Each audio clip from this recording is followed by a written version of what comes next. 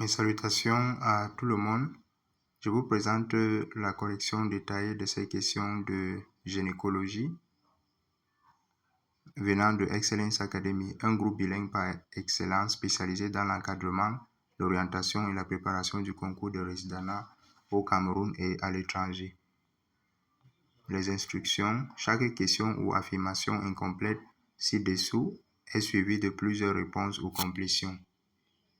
Sélectionnez la proposition qui répond le mieux à la question ou complète le mieux l'affirmation. Première question. Parmi les propositions suivantes, quelle est la principale étiologie du retard de croissance in utero? A. Prise de toxiques maternels. B. Les anomalies chromosomiques. C. Drépanocytose homozygote maternelle. D. Les infections fœtales à Toxoplasma gondii. E. Toutes les réponses ci-dessous. La meilleure réponse ici, bien évidemment, c'est le E. Toutes les réponses ci-dessus. Nous devons savoir que le retard de croissance in utero peut avoir de nombreuses causes. Donc, prise de toxiques par la mère, comme le tabac, l'alcool, les drogues et certains médicaments. Les anomalies chromosomiques, comme les pathologies, comme la trisomie 13, la trisomie 18, la trisomie 21, sont aussi associées à un retard de croissance.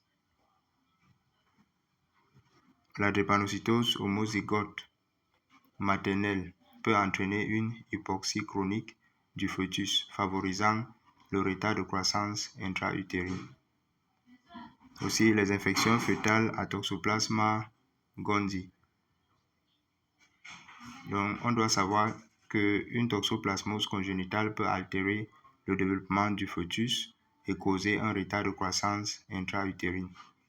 Donc, toutes ces causes peuvent contribuer au retard de croissance intra-utérine, d'où la bonne réponse, le E. Question numéro 2. Les propositions suivantes sont toutes les principales complications néonatales en cas de prématurité induite, sauf une, laquelle? A. Entérocolite uséro-nécrosante. B. Détresse respiratoire. C. Dermatite atopique. D. Hypothermie. E. Hémorragie cérébrale. Donc, la dermatite atopique, bien évidemment, est une affection cutanée chronique d'origine multifactorielle, ça peut être génétique et environnementale.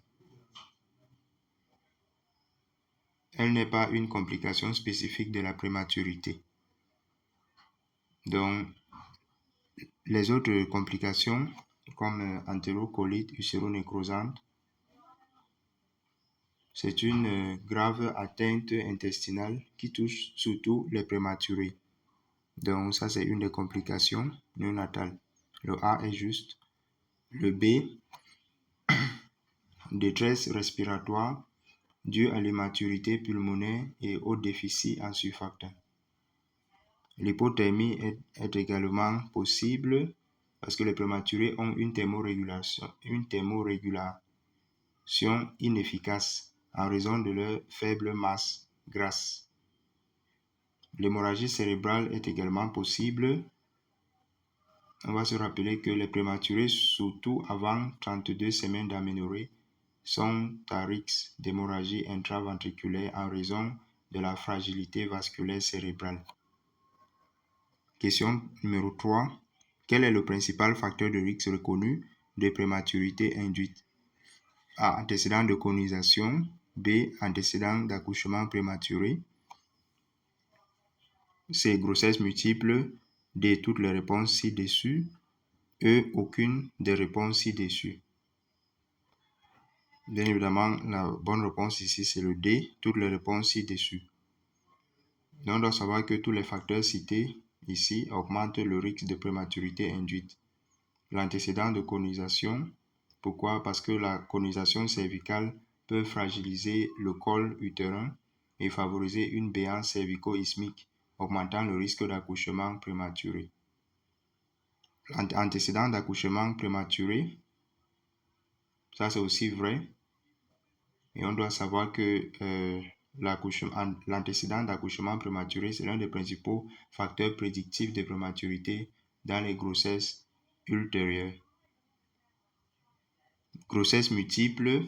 Les grossesses gémellaires ou multiples sont souvent associées à une distension utérine excessive, un risque accru de travail prématuré et une décision médicale d'accouchement précoce pour éviter des complications. Ainsi, toutes ces réponses sont correctes, dont la bonne réponse est D. Question numéro 4. En cas d'accouchement prématuré, tous les principaux facteurs pronostiques néonataux sont les suivants, sauf un, lequel? L'âge gestationnel à la naissance, B. Le poids de naissance, C. La taille de naissance, D. Réalisation d'une cure de corticoïdes complète, E. Contexte infectieux au moment de la naissance. Donc, on va voir que la bonne réponse ici, c'est le C. Pourquoi? Parce que la taille de naissance n'est pas un facteur pronostic néonatal majeur en cas de prématurité, contrairement aux autres options. Donc, les principaux facteurs influençant le pronostic d'un prématuré sont, comme cité ici, l'âge gestationnel à la naissance. On doit savoir que plus le terme est avancé, meilleur est le pronostic. B. Le poids de naissance. Un faible poids augmente le risque de complications néonatales. Le D. Réalisation d'une cure de corticoïdes complète. Ceci réduit significativement le risque de détresse respiratoire, d'hémorragie intraventriculaire et d'entérocolite uséro-nécrosante. Contexte infectieux au moment de la naissance. Ça, c'est également correct parce que une infection materno-fœtale peut aggraver l'état du nouveau-né et influencer son pronostic. Mais en revanche, la taille de naissance n'a pas d'impact direct sur les complications immédiates et le devenir du prématuré. Question numéro 5. Concernant les différentes phases du travail, quelle est la proposition exacte? A. La délivrance correspondant à la naissance du bébé. B.